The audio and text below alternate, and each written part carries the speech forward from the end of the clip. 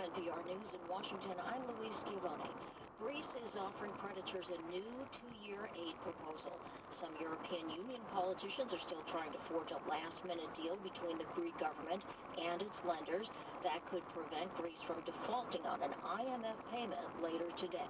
Terry Schultz has more. Greek Prime Minister Alexis Tsipras called European Commission President Jean-Claude Juncker last night to discuss whether any compromise was possible to maintain an EU-IMF funding package past its Tuesday evening deadline.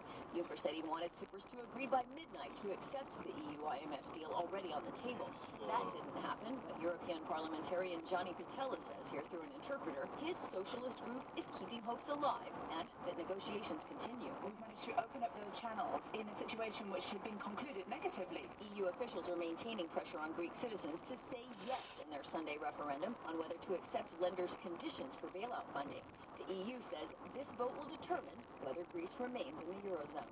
For NPR News, I'm Terry Schultz in Brussels.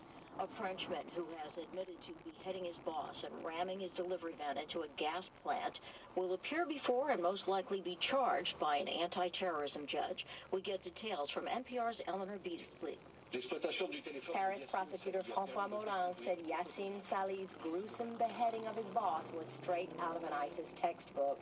Molins described at a press conference how Salih took 2 pictures of his beheaded victim, one a selfie, and sent them to a friend in Syria.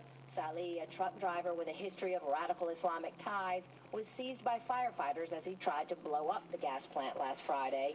According to the prosecutor, Salih said he neither remembers the beheading nor sending the photos, but Molins says investigators received a message to Salih from his friend in Syria.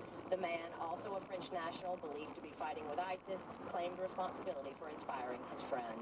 Eleanor Beardsley, NPR News, Paris. The U.S. women's national soccer team has made it to the semifinals in the World Cup. NPR's Shireen Marisol Meraji has more on today's match against Germany. You've got the 2 best teams facing off in the semifinals. Germany, the goal-scoring machine, they've scored 20 goals this tournament. Granted, 10 were against the Ivory Coast, so 10 goals in one game. And then you've got the U.S.'s defensive line, which has only let 1 goal pass this entire tournament. So you've got a strong German offense, you've got a powerhouse U.S. defense.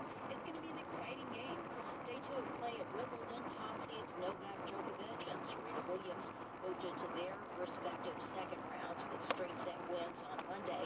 Maria Sharapova and French Open champion Stan Wawrinka also advanced. A heat wave is moving north from Africa toward Europe, with temperatures at the All England Club expected to exceed 90 starting tomorrow at this hour. The Dow is up 54 points. This is NPR.